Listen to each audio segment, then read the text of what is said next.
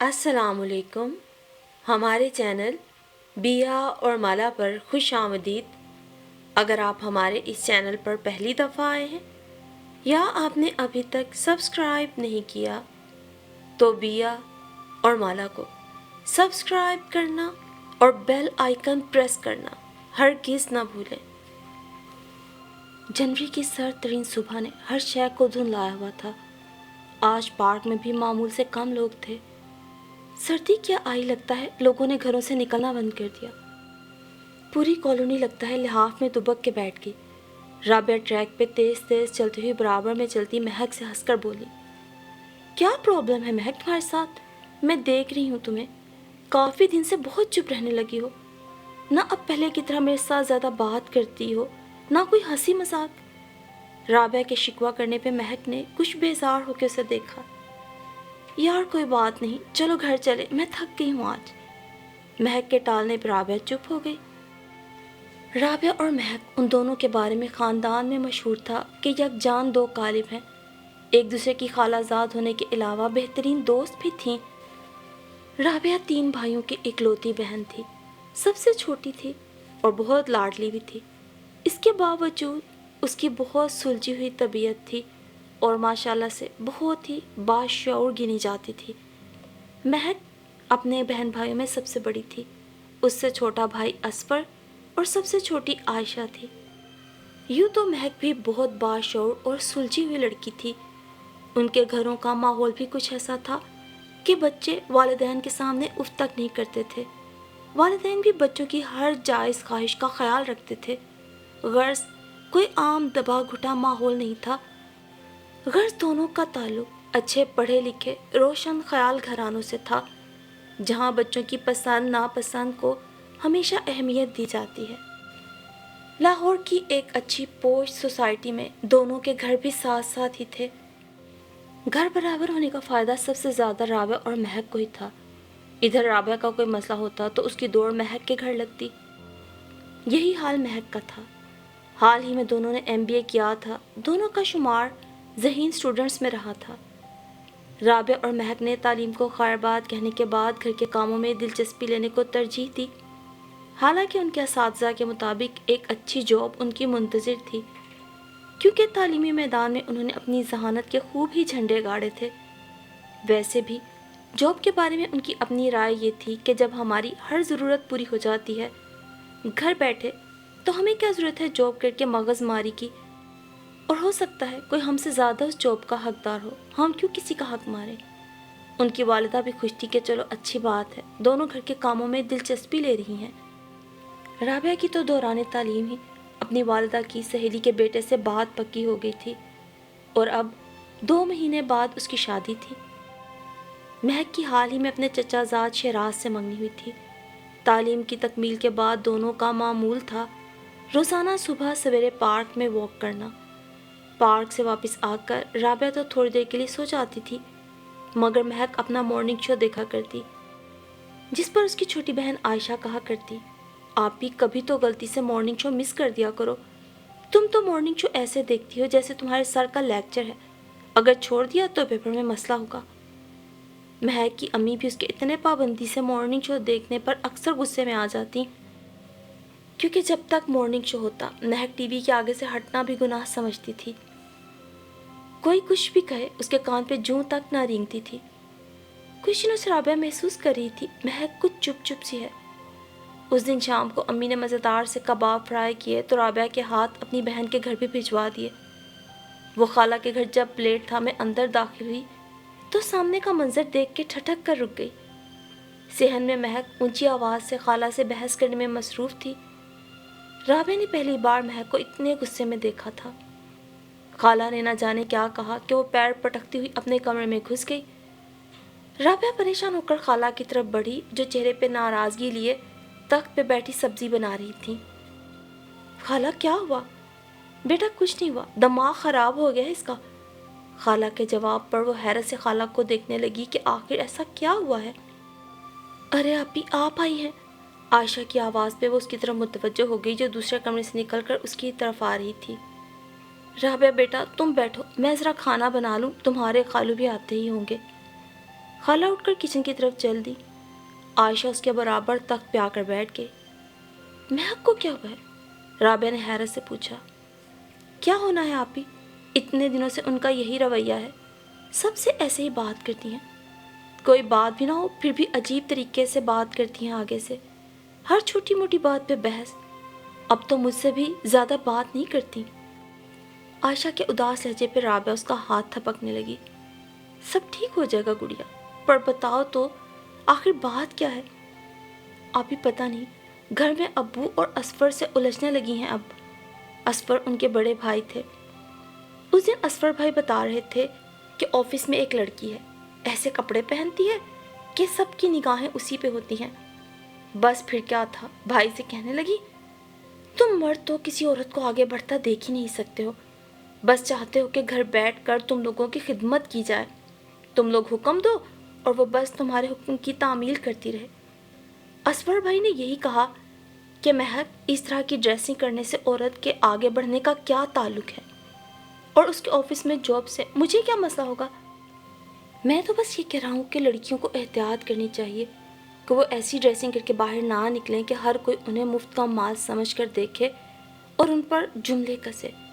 बाहर निकलने वाला खा लड़का हो या लड़की, अपने पूरे ख़ानदान की, अपने घर की नुमाइंदगी करता है। राबिया ने आयशा को तफसील से सारी बात बताई तो वो सर हिला के खड़ी हो गई। चलो अच्छा, मैं महक से मिल लूँ। वो महक के कमरे में चली आई जहाँ महक चुपचाप बेड पे बैठी थी। वो वहीं आकर बेड पर उसके पास ही बैठ गई। क्या हुआ है महक? कुछ नहीं यार। महक के टालने पर वो उसे देखने लगी। शराफत से बता दो क्या मसला है। राबिया ने उसे घूर कर देखा। यार मैं ना इस ज़िंदगी से तंग आ गई हूँ। घर में बैठे बैठे दीवारें देख देख के मैं ऊब गई हूँ। मैंने इतनी तालीम किस लिए हासिल की थी? मैं जॉब करना चाहती हूँ। महक की बात पर राबिया हैरानगी से उसे देखने लगी। मगर महक, तुम ही तो कहती थी कि जब ज़रूरत नहीं तो हम क्यों बिला वजह घर से बाहर निकले। राबिया उसकी कही हुई बात दोहराने लगी। हाँ, पर हमने तालीम चूल्हे में झोंकने के लिए तो हासिल नहीं की ना कि मर्दों की खिदमत के लिए। राबिया की बात पे महक फट पड़ी तो राबिया आंखें फाड़े अपनी दोस्त को देख रही थी। बेटा, तुम्हें किसी ने मना नहीं किया जॉब का, तुम करो अगर तुम्हारा शौक है। मैं गुस्सा हो रही थी तो तुम्हारे बात करने के अंदाज पर, क्योंकि मेरी बेटी ने कभी इस लहजे में मुझसे बात नहीं की। घर में किसी को तुम्हारे जॉब करने पे एतराज़ नहीं, तुम करो। और तो और शहराज का भी कहना है कि ताई जान, इसे कह दीजिए अपना शौक पूरा करे। शादी के बाद भी अगर नौकरी करना चाहे तो करती रहे, मुझे कोई एतराज़ नहीं। वो ये हरगिज़ नहीं समझे कि मैं उसे अपनी खिदमत के लिए ब्याह कर यहाँ ला रहा हूँ।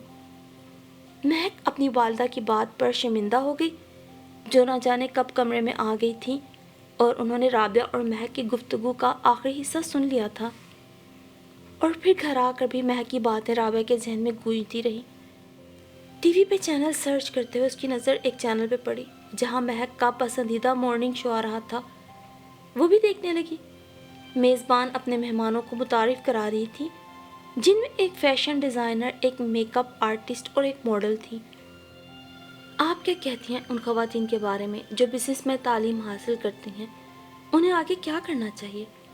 मेज़बान के सवाल पे फैशन डिज़ाइनर, जो पहले ही काफ़ी टेढ़े अंदाज में बैठी थी, और भी टेढ़ी सी होकर बैठ गई, ब्लैक टाइट्स और वाइट शर्ट में, जैसे वो फंसी हुई नज़र आ रही थी।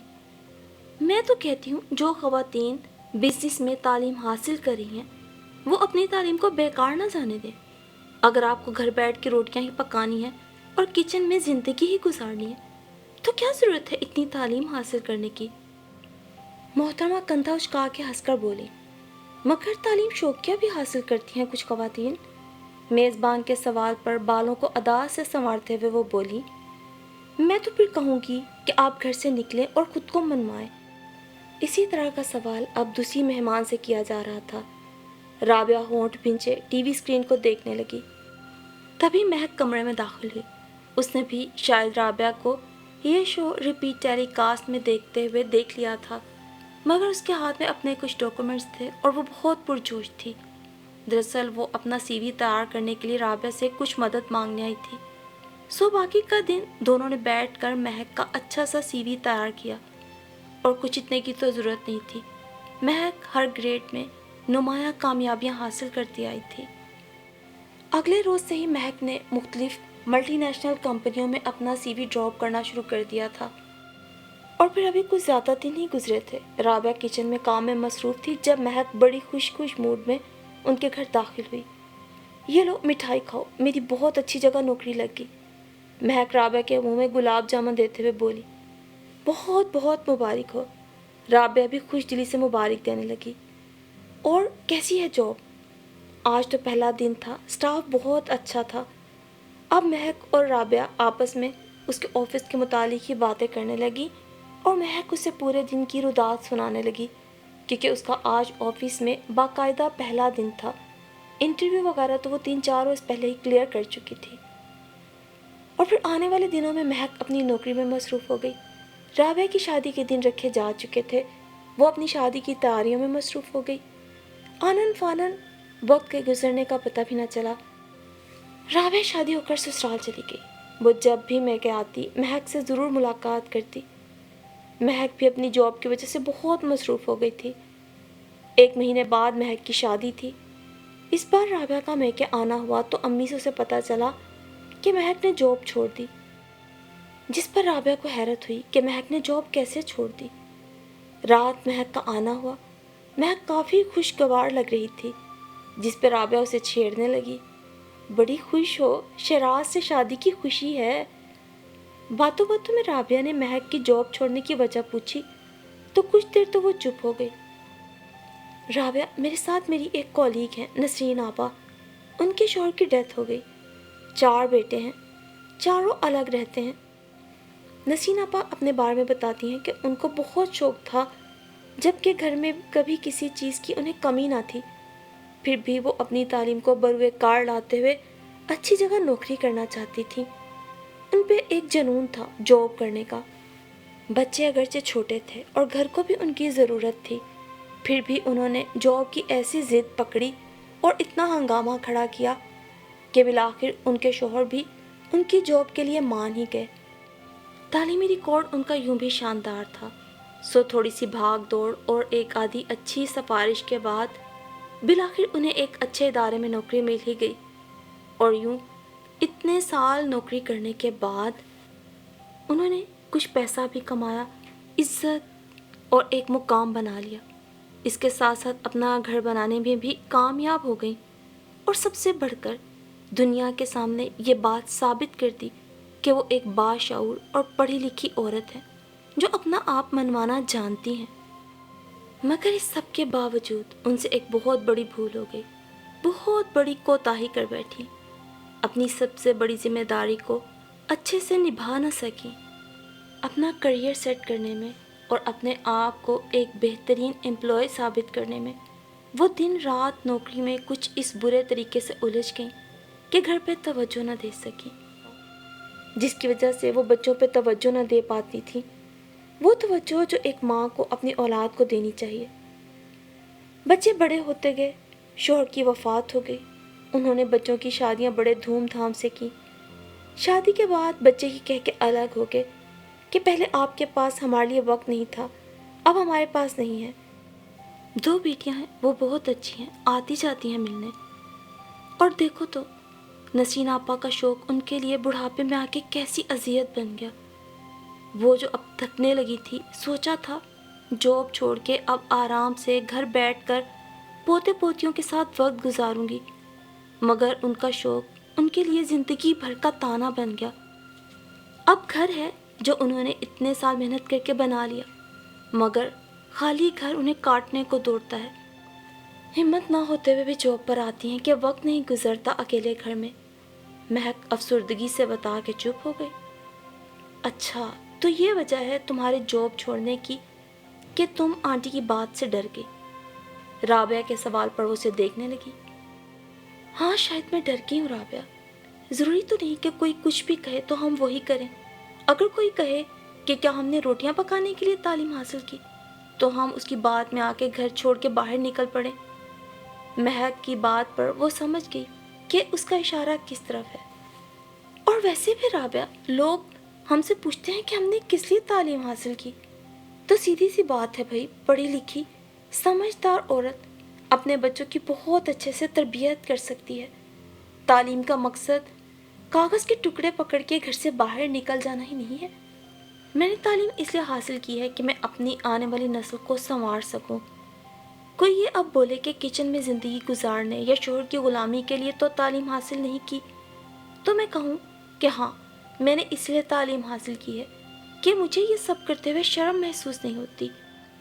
تعلیم کا اصل مقصد نوکری یا گھر سے باہر نکلنا نہیں، بلکہ انسان کو باشعور کرنا ہے۔